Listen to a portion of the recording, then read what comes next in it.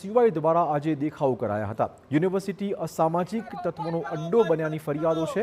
વિદ્યાર્થીઓ સાથે મારામારી અને છેડતીના બનાવો બનતા હોવાનો આરોપ છે। સુરક્ષા કર્મચારી અને વિજિલન્સ ઓફિસરની કામગીરીની સામે આક્ષેપ મૂકવામાં આવ્યા હતા। વિજિલન્સ ઓફિસની તાળાબંધી કરી તેમણે વિરોધ કર્યો હતો। વાઇસ ચાન્સેલરની ઓફિસ પણ ન મળતા દરવાજે ચોંટાડ્યું હતું આવેદન। વિજિલન્સ ઓફિસર હટાવી વિજિલન્સ ટીમ ફરી શરૂ કરવાની તેમણે માંગણી કરી છે। વીસીની ઓફિસને તાળાબંધી કરવાની પણ તેમણે ચીમકી ઉચ્ચારી હતી।